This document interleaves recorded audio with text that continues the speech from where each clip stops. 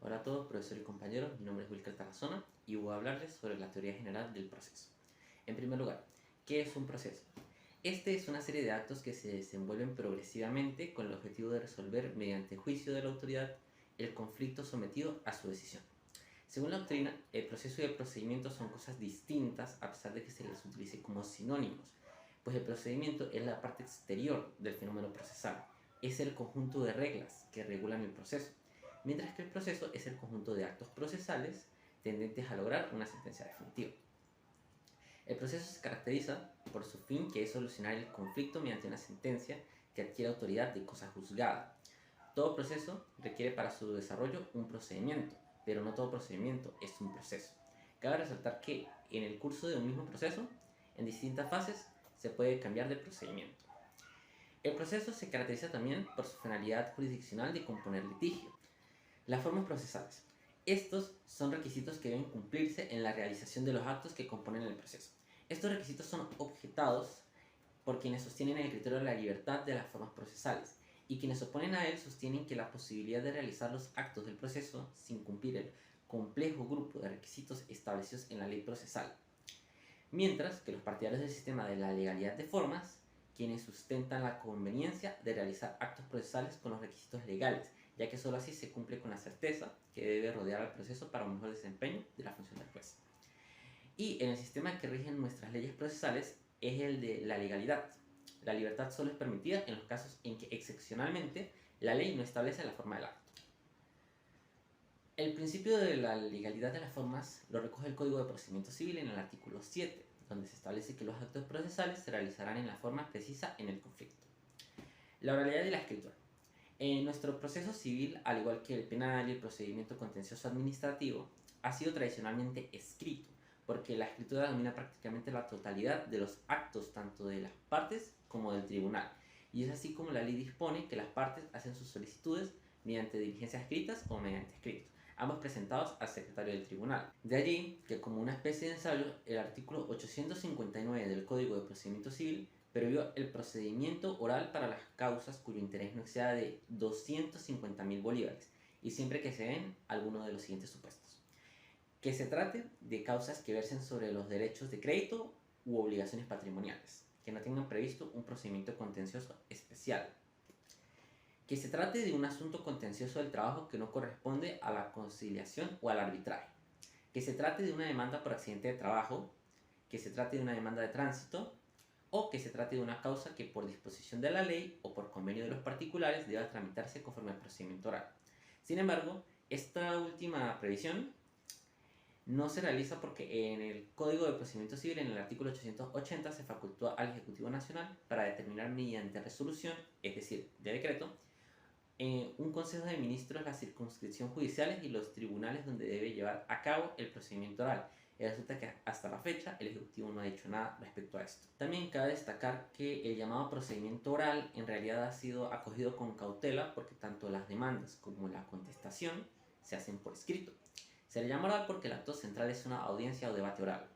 Y los principios del procedimiento oral son la oralidad, la brevedad, la concentración y la inmediación. Los principios del proceso.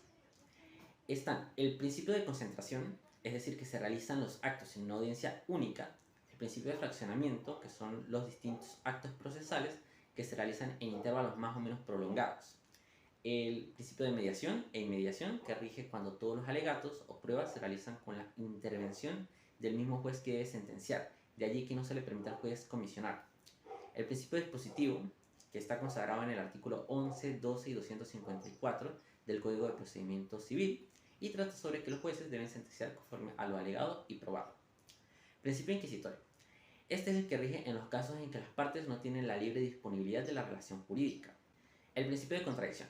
En este se pretende que los actos de procedimiento deban realizarse con la intervención de la contraparte, o al menos con la posibilidad de que la contraparte se entere de la realización del acto para poder oponerse antes de su realización. El principio de que las partes están en derecho. Este se plasma en el hecho de que una vez practicada la de citación para la contestación de la demanda, ya no habrá necesidad de nueva citación para ningún otro acto del juicio a menos que lo establezca una norma especial. Principio de igualdad. Es la igualdad jurídica entre las partes, porque es obvio que habrán desigualdades. Principio de publicidad. Según el artículo 24 del Código de Procedimiento Civil, los actos del proceso son públicos, pero se actuará a puerta cerrada cuando por razones de decencia pública así lo considere el tribunal. Principio de responsabilidad. Establece la responsabilidad del funcionario o ejercicio del poder público cuando infrinja la ley o por abuso de autoridad. Principio de economía procesal. Este pretende que exista una proporción entre el fin que se persigue en el proceso y los medios. De ahí que los procesos de módica cuantía sean objeto de trámites más simples. Además, también trata la economía del tiempo relacionada con la celeridad procesal. El principio de probidad. A través de este principio se pretende que tanto las partes como sus abogados actúen con lealtad y honorabilidad en los distintos actos procesales. Principio de la preclusión. En nuestro sistema procesal está relacionado con el orden consecutivo legal de los actos procesales. La naturaleza jurídica del proceso. Según la doctrina se divide en estas categorías. El proceso como un contrato, que tiene su origen en el derecho romano, pero ya no aplica actualmente. El proceso como cuasi contrato. Esta es la opinión tradicionalista, partiendo de que no es ni un contrato ni un delito, ni se fundamenta en el cuasi delito. Sin embargo, pasa por alto la ley en la cual tiene su naturaleza el proceso. El proceso como relación jurídica, regida por la ley, en el sentido de la ordenación de la conducta de los sujetos en el proceso, con motivo de sus conexiones recíprocas, y hay tres orientaciones. Las que conciben la relación jurídica como líneas paralelas. También está la relación respecto del juez, y donde no existe nexo entre las partes directamente, y la relación procesal, que es un triángulo, es decir, hay una relación de las partes entre sí frente al juez. Ahora bien, ¿qué es la ley procesal? Esta será aquella que regule el proceso y las relaciones que de él nacen y se deducen, sea civil, penal, administrativo, del trabajo, entre otras, pudiéndose encontrar tales normas tanto en el Código de Procedimiento Civil, o en el Código Civil, o el Código de Comercio, o en la propia Constitución. Aunque no necesariamente depende del reglamento en el que se encuentra inserta, sino de su propio contenido, en el entendido de que será la ley procesal aquella que regule los fenómenos estrictamente procesales. Es decir, la programación del debate jurídico referido a su fin, que es la decisión de un conflicto de intereses.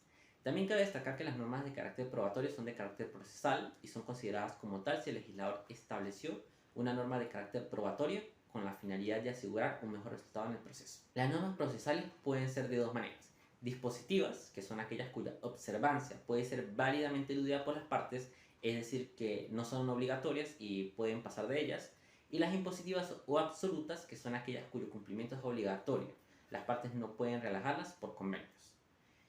Ahora, la ley procesal se puede clasificar conforme a la estructura. En esta se divide en la ley orgánica procesal, que es aquella que regula lo relativo a la organización jurisdiccional y la estructura o composición del poder judicial. La ley procesal propiamente dicha o procedimental, que es aquella que regula o reglamenta lo concerniente a los actos procesales, a los actos del proceso, los lapsos procesales y las actuaciones de las partes y todo lo relacionado al proceso propiamente dicho. La ley procesal también se puede clasificar conforme a los actos procesales. Esa es la ley procesal material, que es aquella que reglamenta lo relativo a la calidad de los sujetos o personas que producen los actos y el contenido de estos. La ley procesal formal, que es aquella que regula todo lo atinente al lugar, tiempo y modo de los actos procesales. También se puede clasificar según la fuerza obligatoria de la ley procesal, y esta se divide en ley procesal absoluta o imperativa y la ley procesal dispositiva, de las cuales ya hablé anteriormente. Y por último, según la rama del derecho sustancial o material para cuya efectividad sirve de medio, es decir, que puede ser civil, penal, constitucional, administrativo, laboral, entre otros. La aplicación de la ley procesal es la operación realizada por el juez con el objeto de que una determinada disposición o precepto legal que contempla en abstracto un supuesto de hecho obre en un proceso o caso específico, constituyendo la materia de pronunciamiento o sentencia. Esto es llamado misión del juez y es exclusivo de este. Y la mecánica o sistema que empleará el juez para aplicar la norma normal al caso concreto pueden ser diversas y podemos encontrar. La primera es el sistema de elección de la norma, donde el operador de justicia, es decir, el juez, observa si la situación fáctica del caso concreto encuadra en el supuesto abstracto contenido en la norma. La segunda es el sistema de interpretación. El supuesto de hecho del caso concreto establecido o fijado partiendo del material probatorio aportado en el proceso judicial no se adapta perfectamente al supuesto abstracto de la norma, por lo que el juez deberá interpretar la misma mediante el sistema de argumentación jurídica y desentrañar su sentido para aplicar y resolver el caso. Y por último está el sistema de integración, que es en este caso el operador observa que no existe norma alguna que regule la situación de hecho planteada en el caso concreto, por lo que para solucionar la controversia deberá crearla. La elección de la ley procesal. Esta consiste en el acto que realiza el operador de justicia, el juez, en su fuero interno tendente a escoger la norma que regule y dé solución al caso concreto planteado. En este sentido, la escogencia por parte del juez de la norma aplicará al caso concreto y pasa por dos funciones, que son la función formal, que se concreta a depurar la norma de la terminología equivocada que puede utilizar el legislador, es decir, el contenido de la norma en sí, y la material, que no mira la forma como se redactó la norma, sino la verificación de su validez con la jerarquía que ella ocupa dentro del ordenamiento jurídico nacional y de acuerdo con su vigencia en el tiempo y el espacio. La integración de la ley procesal. Podemos definirla como el proceso que realiza el operador de justicia para crear la norma que ha de resolver el caso que se le presenta, cuando hay ausencia de la misma. La integración de la norma puede suceder como consecuencia de dos situaciones, que son la ausencia de normas y el exceso de normas. La ausencia de normas, también conocida como anomia, ocurre cuando no existe una norma que regula la situación jurídica planteada en un proceso. En este caso, por aplicación del artículo 4 del Código Civil, se debe acudir a la analogía, a los fines de integrar la norma que resolverá el conflicto.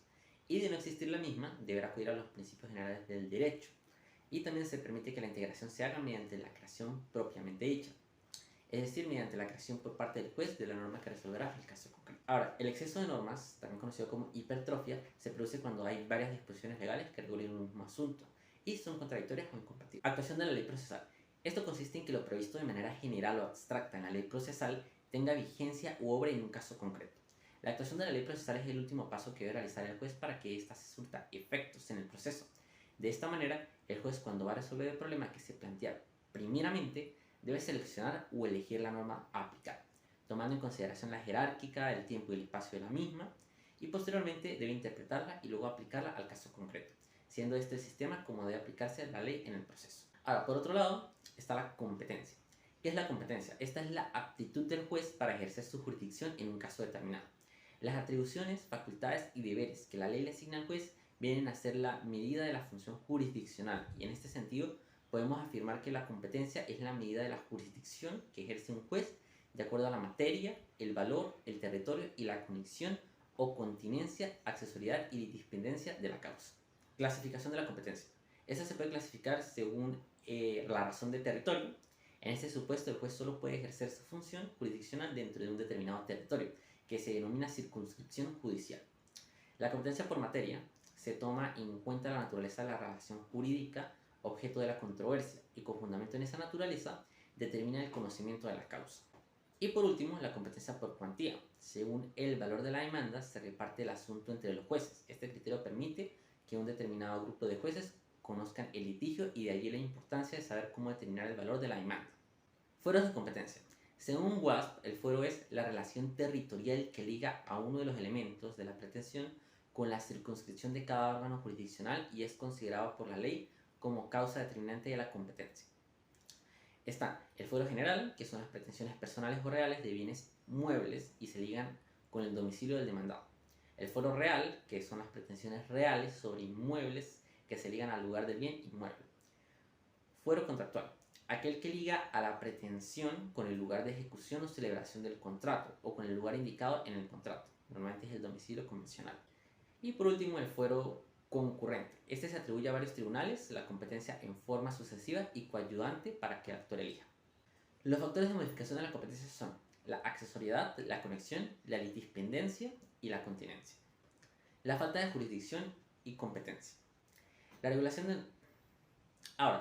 de la jurisdicción es un recurso extraordinario que se ejerce contra la decisión que confirma la jurisdicción de los tribunales nacionales. Y con dicho recurso se procura que el Tribunal Supremo de Justicia en sala político-administrativa revise si el fallo es acertado y lo confirme o lo revoque y ordene la extinción de la causa. Esto no se ejerce contra la decisión que niega jurisdicción porque ella debe ser consultada de manera automática con el Tribunal Supremo de Justicia. La incompetencia es la especial situación en que un juez declara no tener competencia objetiva por la materia, la cuantía o el territorio, de oficio o porque así se lo pide alguna de las partes. Tal decisión implica que el tribunal se desprenda del conocimiento de la causa y lo remita al tribunal que considere competente. La litispendencia ocurre cuando una misma causa se ha promovido ante dos autoridades judiciales igualmente competentes, caso en el cual la decisión competirá a la que haya prevenido, es decir, al que citó primero. La acumulación de pretensiones es un acto procesal mediante el cual se reúnen en un solo proceso dos o más pretensiones para que todas sean decididas en una misma sentencia. En este acto existen tres elementos que son los sujetos de la petición, es decir, las partes, el demandante y el demandado, el objeto, que es lo que se persigue en el proceso, o el efecto jurídico que se persigue, y la causa o el hecho jurídico por la cual el demandante fundamenta su pretensión. La acumulación procesal es el acto o serie de actos en virtud de los cuales se reúnen en un mismo proceso dos o más pretensiones relacionadas, con el fin de que sean examinadas y decididas dentro del mismo proceso. Su fundamento radica en los principios de economía procesal y seguridad jurídica, y se puede clasificar de las siguientes maneras: según el elemento de la colección, según la oportunidad y según la forma. También según la iniciativa de las partes en la acumulación. Según el elemento de la conexión, pueden ser subjetivas, es decir, por los sujetos involucrados, o acumulación objetiva, por el objeto o causa de la pretensión. También está según la oportunidad de la acumulación, que puede ser inicial de acciones o voluntaria, que la realiza el demandante cuando acumule en una sola demanda varias pretensiones o pretensiones contra varios sujetos. Y sucesiva o de autos o expediente, que realiza el tribunal por razones de conexividad o continencia. Y por último, la acumulación inicial o acumulación de pretensiones, que es aquella que se produce desde el inicio del proceso, introduciendo diversas pretensiones acumuladas en la misma demanda primitiva. Depende de la voluntad del propio actor, quien promueve varias pretensiones en el propio nivel de la demanda. La inepta o indebida acumulación de pretensiones. Esta se produce cuando se acumulan demandas que se excluyen o contrarían entre sí. Se acumulan demandas que por la materia competen a diversos jueces y los procedimientos son incompatibles. La acumulación de procesos o sucesiva no es más que una acumulación objetiva de pretensiones, pero planteada de manera diferida en el tiempo, y se produce cuando existen diversos procesos en un curso, pero en los cuales las pretensiones que se presentan guardan una conexión indiscutible. Ya sea por el objeto o por el título, dependerá de diversos modos de conexión alegados por las partes o detectados por el juez, como la continencia, la conexión o la accesoriedad. Ahora, la competencia es subjetiva a la recusación e inhibición de los funcionarios judiciales. La justicia debe provenir de un criterio imparcial, y cuando el funcionario encargado de administrarla en una controversia determinada se encuentra influenciado por algún motivo personal que pueda inclinar su actuación en favor o en contra de algunas partes, pierde el atributo esencial de administrador de justicia y por lo tanto no tiene competencia personal para intervenir en el asunto. Puede declarar la inhabilidad o alguien más le puede reclamar la recusación. ¿Qué es la inhibición? Esta es la abstención voluntaria del juez, del fiscal del Ministerio Público y de cualquier otro funcionario judicial o auxiliar en los actos judiciales de una causa determinada. Son 22 causales, según la ley, y estas se aplican tanto para la inhibición como para la recusación, y se encuentran establecidas en el artículo 82 del Código de Procedimiento Civil y el 34 del Código de Enjuiciamiento Criminal. Estas se pueden clasificar en dos: las relativas a las partes, que son el parentesco, la predisposición favorable, la persistencia del litigio, la enemistad, la agresión, injurias o amenazas. Y la segunda es las relativas al objeto del litigio, que son los intereses, el interés directo, la administración, cuestión idéntica, deudas y dádivas, prevención, recomendación, opinión, testigo o experto. A su vez, Borges las clasifica en 4: por interés, por afecto, por desafecto u odio y los restantes.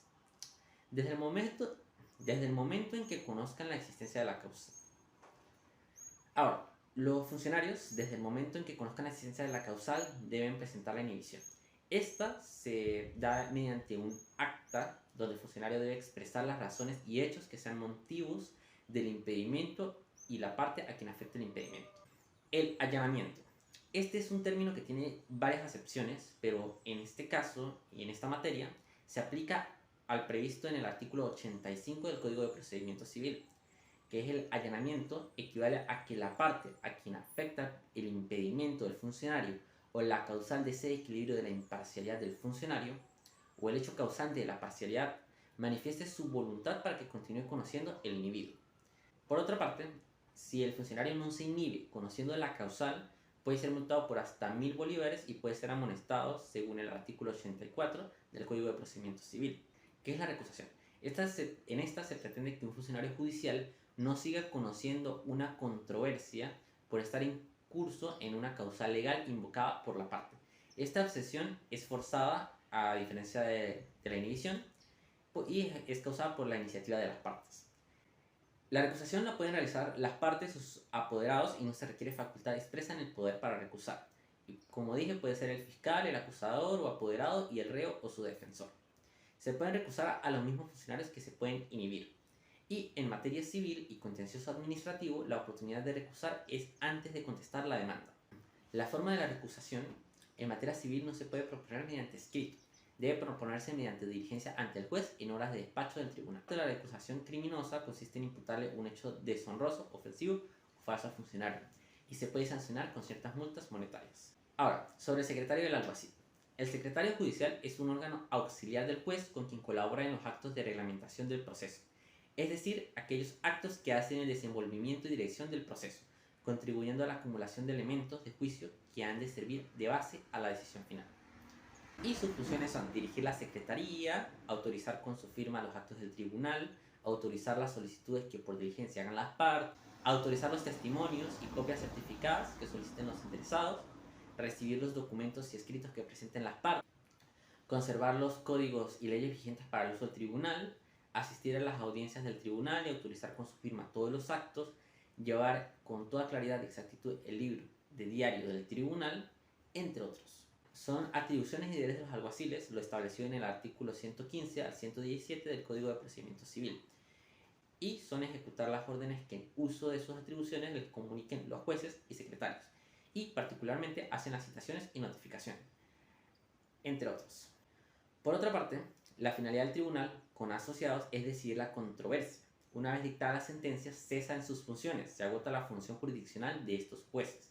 El tribunal con asociados, conforme al artículo 118 del Código de Procedimiento Civil, se conforma por la solicitud de la parte, quien tiene el derecho a que en todas las instancias de los juicios cuyo conocimiento corresponda a los tribunales de primera instancia, el tribunal se constituya con asociados para dictar sentencia en un caso determinado. Y una vez que se dicta la decisión, cesan sus funciones, ya que la sustanciación del caso corresponde al juez titular, quien es además el presidente del tribunal colegiado que se ha constituido para decidir esa sola causa. Muchas gracias.